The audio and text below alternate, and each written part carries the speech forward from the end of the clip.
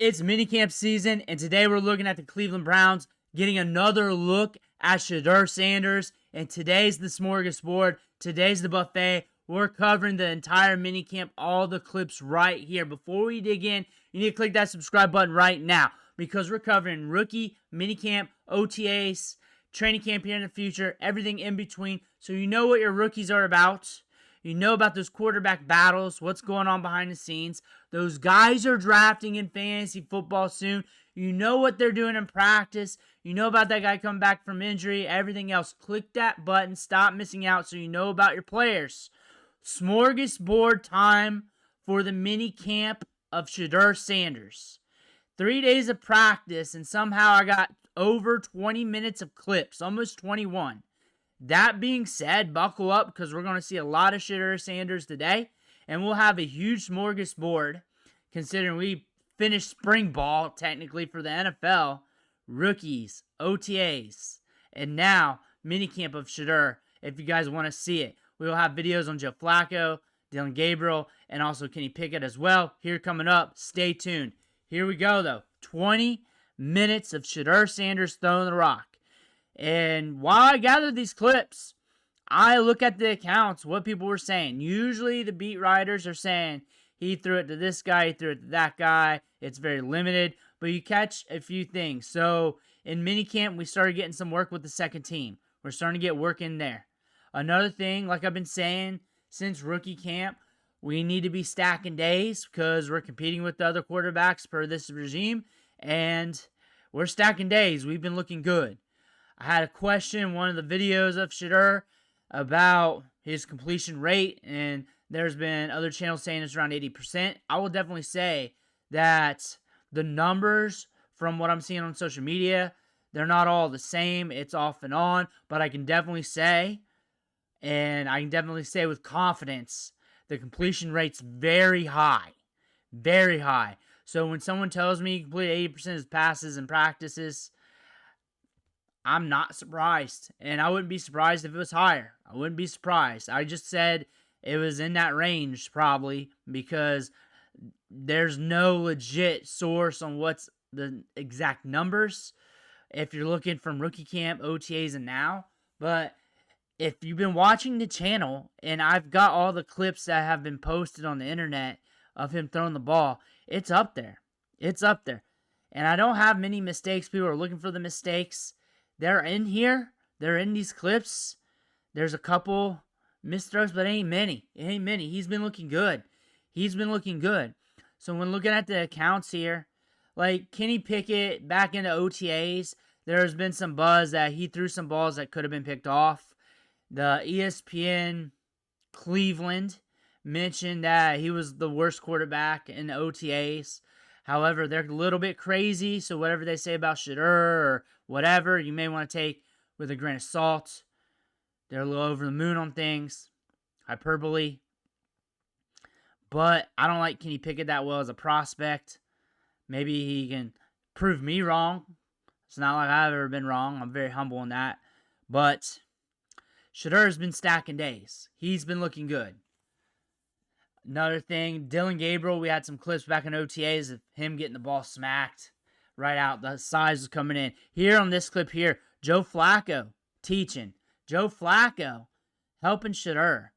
Taking him under his wing. That's a good thing to see. That's a good thing to see. That's only going to help these young guys. Flacco knows he's not going to be in the league forever. Part of his duty here is to help these guys learn. Help these guys fix anything he's seeing. Just another player coach out there. Now, some of these clips, I got the drill and all the quarterbacks are in them. So you'll see a little Gabriel. You'll see a little Pickett. You'll see a little Flacco. Who's your favorite quarterback of the bunch? I want to hear that. Who's your favorite quarterback of the bunch? That being said, I look at these quarterbacks as different assets. Like Flacco's the old vet.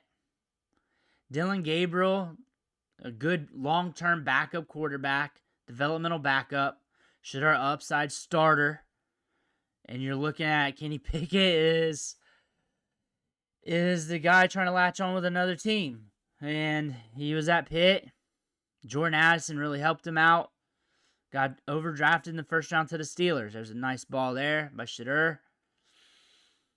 Shedeur's been killing it. He's been stacking days. Nothing but good about Shedeur. Nothing but good. Honestly.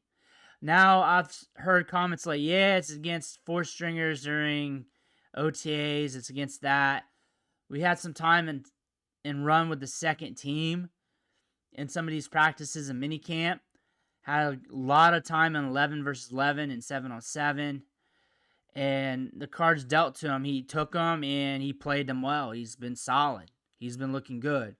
You'll see him between plays. You'll see him like in moments during these practices. He looks like a veteran. He looks like he's been in the league for some years.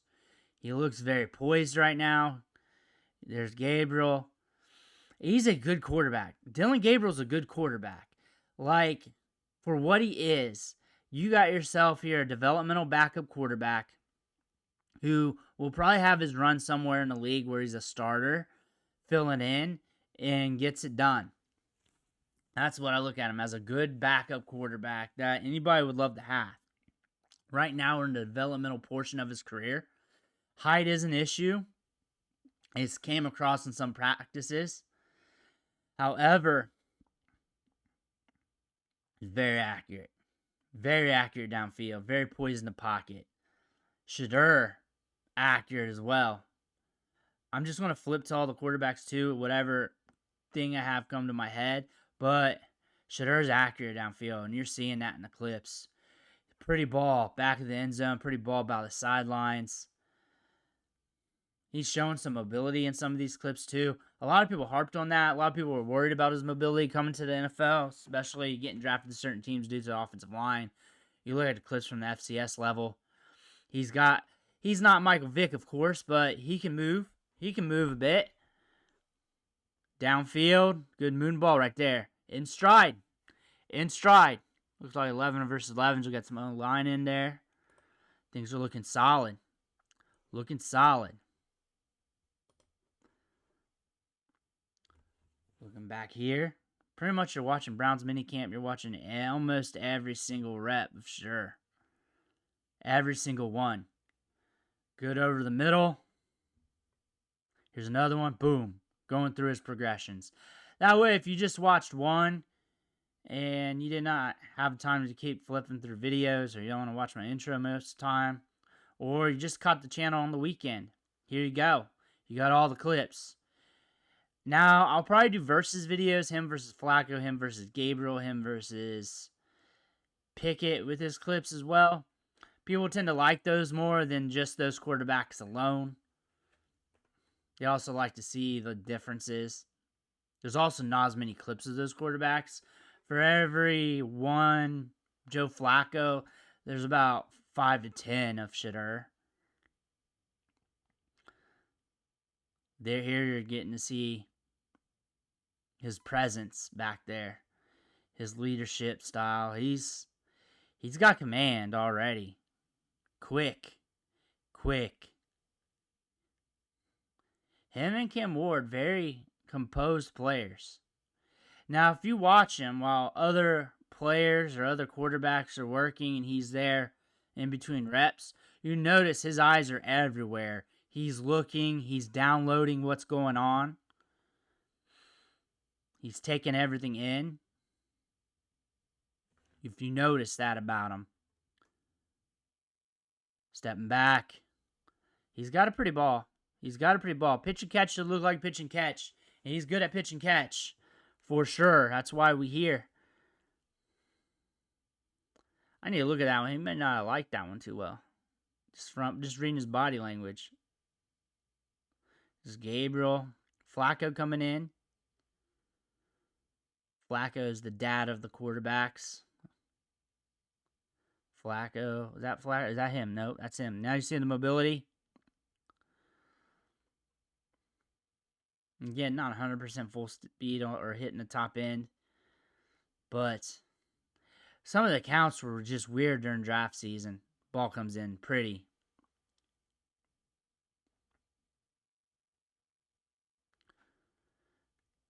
Looking at this, stepping back, going through reads. So obviously I don't have all 22 of that, but I can definitely feel like it was one-on-one man, and he read that, looked that way, knew what he was having on that left side wasn't there, and he was able to go to his right. Boom. Just knowing pre-snap, knowing what's there, knowing the play. Depending on context also. Getting it out, zipping it.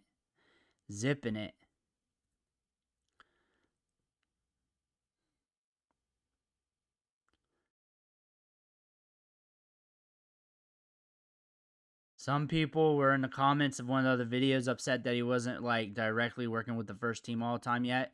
Give it some time. This is a very stoic coaching staff, and they're just going to take it slow. They got a lot of time. They're going to move slow. It's the Browns, remember. It's the Browns. Remember, it's the Browns. Remember, you're watching the Browns. You're watching the Browns, guys. I don't know what to tell you. It's called the Factory of Sadness up there in Cleveland for a reason. It's the Browns. You got to remember that. It's the Browns. Just root for him. Keep your options open. There he is after practice. He's been looking solid. And then working after practicing. After each one, you saw clips of him doing something, getting coached up by Flacco.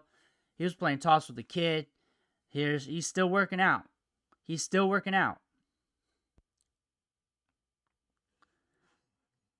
working on getting it done. Working on getting it done. And we have a good run of stacked good practices. All of them. We're going wire to wire. Can we do this in training camp? As more of the system gets downloaded and installed. As things get heated up in joint practices. Can we do it? Because here we are. Practice field of Cleveland's very interesting. Now I'm starting to look at it for the millionth time over. Looking at all the houses around and stuff. 64 coming up. Making the grab. Hitting that. Knew it was there. Good timing on it, too.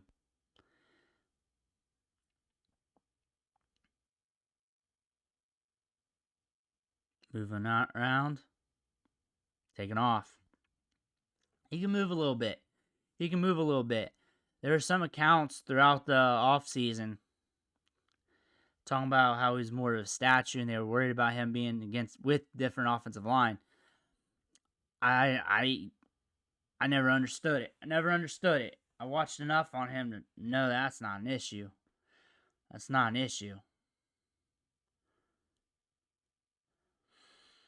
Getting ready for the next play here. As you can see, coming up. Now watch how he comes to the line. Look, downloading. Looking to our right. What's up to our right? Looking to our left.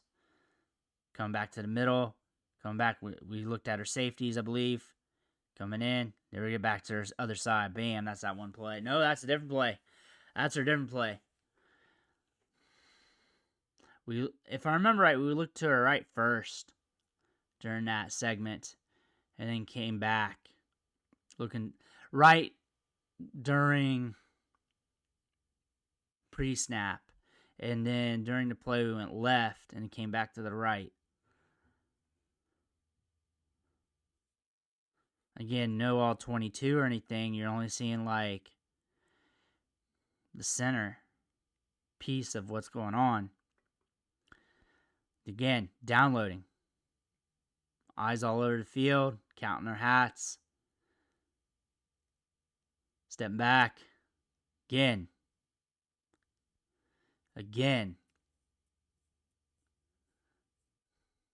Here's another set. Back around. That might be the same one. We've had it in there a few times.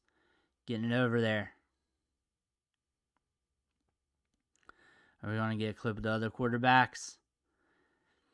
Dylan Gabriel. He's accurate. He's an accurate quarterback. Gabriel is an accurate quarterback who's good in the pocket. I look at him as a high-end developmental backup. That's what I look at him as. I look at Pickett as a guy that was overdrafted with Pittsburgh that has a good arm. I just see him as a backup in the league, honestly. I think we're going to get to that. He could make me wrong. He could exceed expectations. From what I've read from accounts, that he had some bad run in OTAs. Haven't heard about anybody yet having any bad run during minicamp during these last 3 days. That's one thing. I've heard all good about the quarterback so far, but things leak out in articles slowly, probably next week, as these beat writers start to get their stories out. That's the thing. Nothing hot came out negative. Nothing demanding came out negative from any of these quarterbacks, that they had to press it. So all is looking good. But the thing is, everyone's stacking days, so that means Shedeur's got to keep stacking days. Flacco's stacking days. I think we're going to see things really, like, if you really want to know when things are really going to come ahead, considering quarterback battle's pretty tight, I would definitely say, and when I say tight, I'm just putting my feet in the shoes of the coaching staff, because they're going to move slow with this. They're going to move. It's not about reading the players, too. You got to read the coaches. Like, you can definitely tell when Stefanski's in an interview, like, he ain't budging on any of the questions. He ain't going to give it to you. He ain't going to be nonchalant. He's here for ball. And he knows he's got time here for camp. He knows he's got a lot of time. And he's going to milk it. He's going to milk that time for a training camp, install as much as possible, who can run the most, who's messing up the least. That's what you're looking at with Stefanski. He's going to milk that clock. And joint practices right before the preseason games is when you're going to see things heat up. Because Moore's installed, and that's going to be an impact. That's where things are going to come ahead. Now, that's not positive, negatively to anybody. That's just me reading the coaching staff, history of reviewing clips and preseasons and OTAs and training camps on this channel. Like, if you're watching this battle, unless the wheels fall off for a couple quarterbacks, that's when you're really going to get your critical information, but you're going to watch the tea leaves. Like, right now, the tea leaves are what you're reading. The Shedeur stacking days. He's looking good. You're seeing him. He's poised. He's moving the ball around. We're going to watch clips of the other quarterbacks. Like, I'm always putting out clips. They're going to be up here. Like, I'm always doing it. They're already up here in other practices. Like, I've done them for all the quarterbacks. Like, each quarterback's at least got something up. Flacco a little bit more. Gabriel a little bit more with rookie camp. That's when people were caring about Gabriel. I think people realize Gabriel isn't that much a threat to take the starter role after training camp, after all these practices. 77. Look at him. Look at him. There we are. Pitch and catch. It looked like pitch and catch. I think one thing, and I haven't said enough, his anticipation's solid. McKitty's been looking solid. Fannon's been looking solid. They've been stacking up at tight end pretty good. And I'll do another buffet. And maybe it'll be your guys' Father's Day gift from me to you. Shedeur, rookie camp, OTAs, minicamp. I do not know how long that video is going to be. If this one is 20 minutes of clips, then that one's probably good, pushing an hour. An hour of Shedeur. Would you be interested in an hour of Shedeur Sanders throwing the rock around? Of course, the last 20 minutes will be this. But still, I got it. Bam, getting it out. It's looking solid. He's looking solid, guys. What else do you want? What else do you want? Here we are. Here we go. On the ball quick. On the ball quick. I didn't even notice this last time I covered it. Step back. Getting it out quick. Getting it out quick. Here's another one. Going through reads. Over the middle. Over the middle. Running the offense. So, Bo Nix in Denver. Quarterback battle with gatekeeper quarterbacks. Shedeur, quarterback battle with gatekeeper quarterbacks. A little different. You have Flacco there, who's a longtime veteran. However, things came ahead during joint practices for Bo Nix against the Packers. They did a 2-minute drill. He took it over. He took it over, and that was his moment. You kind of knew reading the tea leaves. He was stacking up practices like Shedeur. You kind of knew, but it was like, still with the beats and everything. That's how it was, but that's when the stamp got put down. That could be this situation. That's when the stamp got put down. Like, this is it. So you really got to watch all that. Another thing, the schedule ain't that pretty for the Browns starting the season, and maybe you want to just let nature take its course. He's also a rookie. You got to be patient with rookies. And coaches will let rookies develop too before they get their opportunity, unless it's really that time. If it's close, they'll let them develop. That's something else. Depending on the staff and stuff, a lot of them will just let that happen. Let them wait a little bit. So that's something to pay attention to. So we got a lot of outcomes out there that could potentially happen, but we're stacking days. That is what we saw from Minicamp. Minicamp, A+. OTAs, A+. Rookie camp, A+.